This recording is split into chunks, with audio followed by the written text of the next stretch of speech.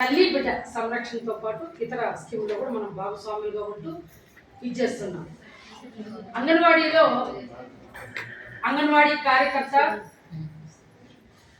మొత్తం కూడా తల్లి బిడ్డ సంరక్షణ అనేది మన యొక్క డిపార్ట్మెంట్ ఇదన్నమాట. ఇందులో అంగన్వాడీ కార్యకర్త విధుల్లో సేవలు వాటిలో మహిళలకు సంబంధించి టాపిక్ ఏమంటే ముఖ్యంగా గర్భవతి తెలిసిన వెంటనే అంతకంటే మునుపు మన కిషోర బాలికలకు ఏజ్ గర్ల్స్ అంటాం, వాళ్ళని అడల్సెంట్ గర్ల్స్ యుక్త వయసు బాలికలకు మనం అవేర్నెస్ ప్రతి నెల కూడా వాళ్ళని సమావేశాలు ఏర్పాటు చేసుకొని అందులో భాగంగా వాళ్ళకు రక్తహీనత గురించి మరియు నులి పురుగులు అలాగే వాళ్ళు మంత్లీ పీరియడ్స్ అవుతారు కాబట్టి వాళ్ళ యొక్క ఏ విధంగా ఉండాలి ఆ ప్యాడ్స్ పైన వాళ్ళకి అవగాహన అనేది ఖచ్చితంగా కూడా కల్పిస్తున్నాము. ఎందుకంటే అనీమియాతో చాలామంది అమ్మాయిలు యుక్త వయసులో బాధపడుతున్నారు. అది అంతేకాకుండా బాల్య వివాహాలు అనేవి చేసుకోకూడదని చెప్పి అవేర్నెస్ తీసుకొస్తున్నాము. చదువు అనేది ఉండాలి, ముఖ్యంగా చదువు అనేది ఉంటే మనకు ప్రతి దాంట్లో దొంగలైతే మొత్తం బంగారు డబ్బును దోచుకుపోతారు. కానీ జ్ఞానం అనేది ఉంటే ఎప్పటికీ కూడా మనము దాంతోనే మనం చాలా వరకు ఇదైతామని చెప్పి మనకు అవేర్నెస్ తీసుకొస్తూ ఉంటాం వాళ్ళందరికీ కూడా. ఆ తర్వాత చాలా వరకు వాళ్ళకి అవేర్నెస్ తీసుకొచ్చినా కూడా కొంతమంది అయితే బాగా అవేర్నెస్ అయ్యి వాళ్ళు కూడా పెళ్ళిని చేసుకోకుండా ఏదైనా మనం చెప్పింటాం, మీకు ఏదైనా బాల్య వివాహాలు చేసిన వెంటనే మాకు గోప్యంగా మీరు చెప్పండి, వాటి వల్ల జరిగే పెళ్లి చేసుకున్న తర్వాత అనార్థాలు వాటి గురించి కూడా చెప్పడం వల్ల వాళ్ళు సీక్రెట్గా మనం చెప్తాం. మనం వెంటనే మన సూపర్వైజర్ ఐసీడీఎస్ సూపర్వైజర్ అదే జిఎంఎస్కే ఉంటుంది మన పంచాయతీ లెవెల్లో వాళ్ళకి ఇన్ఫార్మ్ చేస్తాం. ఎందుకంటే చాలా చోట్ల మనం డైరెక్ట్గా చెప్పడం వల్ల ఒక గుజరాత్లో ఒక అంగన్వాడీ టీచర్ ఈ విధంగా బాల్య వివాహం అనేది చేసుకుంటున్నారని చెప్పడం వల్ల అంగన్వాడీ టీచర్కి కుడి చెయ్యి దొండగలు వచ్చి నరికేసినారు చెయ్యి. టీచర్ తనే కదా పోయావు ఆడవి ఇచ్చేసి రాసి సంతకం పెట్టేసి వచ్చావు అని. అందువల్ల మనమైతే వీటన్నింటినీ కూడా రూపుమాపడానికి అరికట్టడానికి అవేర్నెస్ తీసుకొస్తున్నాం. అదొకటి. ఆ తర్వాత 18 సంవత్సరాల్లో కూడా పిల్లలు కొంతమంది చేసుకునేస్తున్నారు. మనం ఎంత అవేర్నెస్ తీసుకొచ్చినా కూడా ఈ శివరాత్రి రోజు చాలా వరకు శ్రీకాళహస్తిలో నిఘా ప్రభుత్వం పెట్టి ఆ పోలీస్ ప్రొటెక్షన్ అన్ని ఇచ్చి అన్ని డిపార్ట్మెంట్స్ వాళ్ళు కూడా ముందస్తుగా ఎంత ఇచ్చినా కూడా జరిగిపోతున్నాయి. మనము గర్భవతిగా నమోదు ఫస్ట్ మనము చేసుకుంటాం. గర్భవతిగా నమోదు చేసుకున్న తర్వాత అలాగే మనకు వాళ్ళకు అంగన్వాడీ కేంద్రంలో ఆమెకి మామూలుగా ఆమె ఆరోగ్య పరీక్ష అన్నీ కూడా పిహెచ్సి లెవెల్లో చేసుకుంటుంది. థైరాయిడ్ కానీ హెచ్ఐవి కానీ బీపీ షుగరు తర్వాత హెచ్బి ఇవన్నీ కూడా టెస్టులు చేసుకున్న తర్వాత మన దగ్గరికి తీసుకొని వచ్చి బుక్ మనం నమోదు చేస్తాం. నమోదు చేసుకున్న తర్వాత కూడా అక్కడ ఆమెకి హెచ్బి ఎంత ఉంది, ఆమెకి బీపీ ఉందా, షుగర్ ఉందా, హైట్ ఎంత ఉంది, వెయిట్ ఎంత ఉంది, ఫస్ట్ ప్రెగ్నెంటా, ఎన్ని సెంటీమీటర్లు ఎత్తుంది అనేది కూడా మనం అన్నీ కూడా ఇదవుతుంది. కాకపోతే ఆ తర్వాత ఆమెకి టీహెచ్ఆర్ అంగన్వాడీ ముందుకు అయితే 2013 నుంచి కూడా మనకు గర్భవతులకు బాలింతలకు భోజనం అయితే ఒక పూట మధ్యాహ్న భోజనం అయితే గర్భవతులకు బాలింతలకు మనం పెడతాం. ఎందుకు? పోషకాహార లోపాన్ని నివారించడానికి, తల్లి బిడ్డ సంరక్షణకు, పుట్టబోయే బిడ్డ ఆరోగ్యవంతమైన బిడ్డ పుట్టాలని, డెలివరీస్ అన్నీ కూడా హాస్పిటల్లోనే డెలివరీస్ చేసుకోవాలని, ఇంట్లో ప్రసవాలు జరగకూడదని, ప్రసవాలు జరిగితే తల్లి బిడ్డ అపాయం అంటే చాలా మంది డెలివరీ అప్పుడు ఇంట్లో తెలియకుండా ఈ డెలివరీస్ చేయడం వల్ల ప్రాణాలకి ప్రమాదం ఉంది కాబట్టి వెంటనే హాస్పిటల్ డెలివరీస్ చేయాలని చెప్పి మనము ఇవి చేస్తాము. ఆ తర్వాత అప్పుడు భోజనం ఒక పూట భోజనం పెడతాను. ఆ తర్వాత ఇంకో ప్రభుత్వం వచ్చిన తర్వాత మళ్ళీ అట్లా కాదు అని మొత్తం సంతకాలు తీసుకోండి, గ్రామంలో ఉన్నటువంటి గర్భవతులు బాలింతలు వాళ్ళ ఒపీనియన్స్ తీసుకోండి, మీకు ఇక్కడ తినడం కష్టంగా ఉంటుంది, మేము పనికి వెళ్ళిపోతాము, మాకు చాలా ఇబ్బంది, మేము ఆయన పెట్టి అన్నం కోసం మా కూలి పనిపోతుంది అని చెప్పడం వల్ల ఏదో సంతకాలు వీలింగ్ వాళ్ళు ఇచ్చిన దాన్ని బట్టి మళ్ళీ గత వేరే ప్రభుత్వం ఇప్పుడు వచ్చి మళ్ళీ టీహెచ్ఆర్ టేక్ ఆపరేషన్ అనేది ఇస్తున్నాం. వాళ్ళకి ప్రతి నెల కూడా eggs 25, first phase 13, second phase 12, వాళ్ళకి పాలు 2.5 తర్వాత వచ్చి రైస్ 3 కేజీలు, పప్పు 1 కేజీ, ఆయిల్ 500 ఆ తర్వాత వచ్చి బాల సంజీవిని కిట్ అనేది రాష్ట్ర ప్రభుత్వము బాల సంజీవిని కిట్ అనేది అందులో 6 ఐటమ్స్ ఉంటాయి. అందులో రాగి పిండి ముందైతే జొన్న పిండి ఇస్తాను 1 కేజీ, అది ఇప్పుడు సప్లై మనకు లేదు. దానికి బదులు ఇప్పుడు 2 ప్యాకెట్లు రాగి పిండి 2 కేజీలు అనమాట. అవి 1 కేజీ వచ్చి అటుకులు, తర్వాత వచ్చి చిక్కీస్ 250 ఎంత అంటే 1/4 కేజీ ఉంటుంది అది. అలాగే ఎండు ఖర్జూరాలు, తర్వాత వచ్చి బెల్లం. ఇవి 6 ఐటమ్స్ ఎందుకు ఇస్తున్నాము?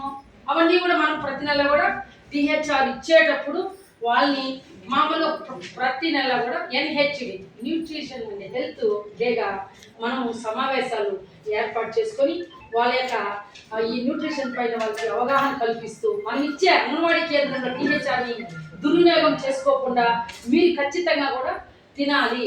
ఎందుకంటే ఈ యొక్క రైస్లో మనకు 50 గ్రామ్స్ ఇవి కలుపుతుంది. చాలా మంది గర్భవతి రబ్బర్ బీము స్టార్టింగ్లో అడిగేవారు.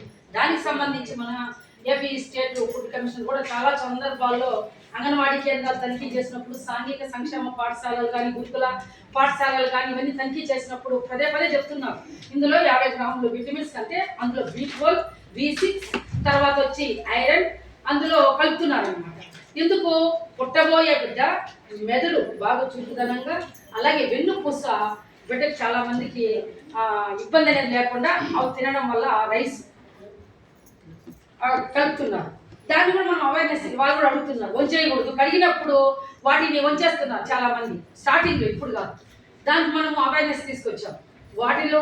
వాటిని మీరు దయచేసి ఎవరు కింద రబ్బర్ ఏం కాదు, విటమిన్స్ కలిపారు అందులో అని వాటిని కడిగి అలాగ వాటిని కూడా ఎత్తివేసేయండి అని మనకు సమానంగా నీళ్ళు పోసి వాటిని వంచకుండా గెంజి అలాగే అందులోని కుక్కర్లో పెట్టి సమాన నీళ్ళు పోసి తినాలి అని చెప్తున్నాం.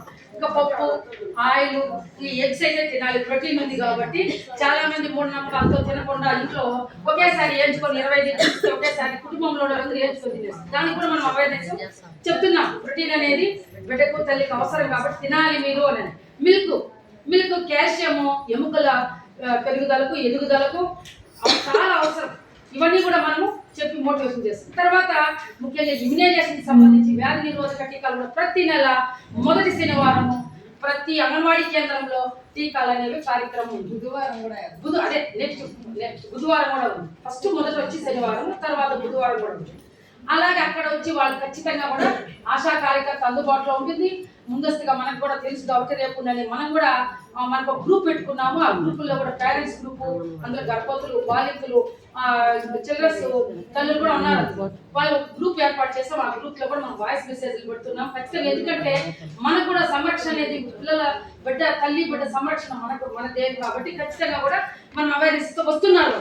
వచ్చి వాళ్ళు కూడా గర్భంగా ఉండేటప్పుడు ఇంజెక్షన్స్ టీటీ వేసుకొని వెళ్తున్నారు. ఆ తర్వాత ఐరన్ ఫోలిక్ టాబ్లెట్స్ కానీ, కాల్షియం టాబ్లెట్స్ కానీ ఎట్లా వాడాలా, ఏ విధంగా వాడాలని కూడా చెప్తున్నాం. అలాగే ఆరోగ్య పరీక్షలకు కూడా వాళ్ళు ఎక్కువ మందికి బ్లడ్ తక్కువ ఉంటే వాళ్ళకు ఇంజెక్షన్స్ అనేవి ఖచ్చితంగా కూడా చెక్ చేసి గంగవరం PHCకి వెళ్ళి ఇంజెక్షన్స్ కూడా, ఎందుకంటే చాలా తక్కువ గ్రామ్స్ అంటే 6 గ్రామ్స్ 7 గ్రామ్స్ అనేది కూడా వాళ్ళు చాలా సన్నబడిపోయి పాలిపోయి వాళ్ళు బరువు కూడా చాలా తగ్గిపోయి నీరసించిపోయి, ఎందుకంటే ప్రమాదం అనేది ఆ తల్లికి కొంచెం ఉంది అనేది మనము గుర్తిస్తున్నాం, ఆశాలు గుర్తిస్తున్నారు. ఏఎన్ఎంస్ కూడా సుక్రోజ్ ఇంజెక్షన్స్ PHC లెవెల్ తీసుకుపోయి వాళ్ళకి మనం అవేర్నెస్ సమావేశం ఏం చెప్తున్నాం, ఇవే కాకుండా మునగాకు తినాలి. ఎందుకంటే మనకు ప్రకృతి సిద్ధంగా ఫ్రీగా దొరికేది మునగాకు, అందులో ఎక్కువ ఐరన్ శాతం ఉంది. ఇంకా ఆకుకూరలు, పప్పు, చిరుధాన్యాలు, తృణధాన్యాలు, మొలకెత్తిన విత్తనాలు ఇవన్నీ కూడా మనం చెప్తున్నాం. వాటర్ బాగా తీసుకోవాలి, విషయాన్ని తీసుకోవాలి, ఇవన్నీ మనం చెప్తున్నాం. అంతేకాకుండా రాష్ట్ర ప్రభుత్వము, కేంద్ర ప్రభుత్వము పెట్టే పథకాల్లో కూడా మనం భాగస్వాములుగా ఉంటున్నాం. మొదటిగా పల్స్ పోలియో కార్యక్రమంలో అంగన్వాడీ కార్యకర్తలు సండే అయినా ఎక్కడైతే పోలియో రహిత సమాజాన్ని అనేది రాష్ట్రంగా ఇదంటే కూడా ఎక్కడో ఒక చోట పోలియోని దీని వల్ల పిల్లలకి ఇదైతే పోలియోలో కూడా మనం పల్స్ పోలియో కార్యక్రమంలో కూడా మనం అంగన్వాడీ వర్గాలు ఉదయం 7 గంటల అంగన్వాడీ కేంద్రాలకు వెళ్ళి ఎందుకు దాంట్లో మనం ఇన్వాల్వ్మెంట్ అవుతున్నాం. అలాగే ఆల్బెంజాటోల్ టాబ్లెట్స్ లో మనకు ఫైలేరియా దీనికి సంబంధించి పిల్లలకు నులి పురుగు నివారణ దాంట్లో కూడా మనము మొత్తం అది డీవార్మింగ్ డేగా ఆ రోజు కూడా మనం అందరూ కూడా రాష్ట్ర వ్యాప్తంగా దేశవ్యాప్తంగా కూడా అది జాతీయంగా దాంట్లో కూడా పాల్గొంటున్నాం. ఇంకా కొన్ని ఇంతకు ముందు అయితే ఎక్కువ ఉన్నాయి. మేము అయితే 1992లో జాయిన్ అయినప్పుడు అయితే ఇప్పుడన్నా మొబైల్స్ ఇవన్నీ ఉన్నాయి, అప్పుడు ఏమీ లేవు. మాకు 200 జీతానికి మేము జాయిన్ అయినప్పుడు అసలు దానికి ఫ్యామిలీ ప్లానింగ్కి ఒక గర్భవతి డెలివరీ అయిపోతే 2 పిల్లలకి ఖచ్చితంగా ఆ ఫ్యామిలీ ప్లానింగ్ ఆపరేషన్ చేయించుకోవాలని మోటివేషన్ చేసేవాళ్ళం. ఆ బాలింతని ఖచ్చితంగా మేమే తీసుకోపోయి గవర్నమెంట్ హాస్పిటల్లో వాళ్ళకు వాళ్ళకి ఆపరేషన్, కుటుంబ నియంత్రణ ఆపరేషన్, ఇది బటన్ హోల్ ఆపరేషన్స్ ఎక్కువగా వాళ్ళు వచ్చేవాళ్ళు అన్నమాట. అది కరెంట్ ఆపరేషన్. ఆ విధంగా మగవాళ్ళకు కూడా ఎవరైనా ఒకవేళ ఈ ఇబ్బంది అంటే వాళ్ళ భర్తలు కూడా వచ్చి చేసుకునేవారు. అలాంటి వాటిలో కూడా మేము పాల్గొనేవాళ్ళం. అలాగే అప్పుడు ఇద్దరు ఆడపిల్లలు ఎవరైనా పుడితే అంటే ఆ కుటుంబంలో చాలా మంది లింగ వివక్ష అనేది ఎక్కువగా ఉండేదన్నమాట. ఆ అబ్బాయే కావాలన్నా కూడా ఎక్కువ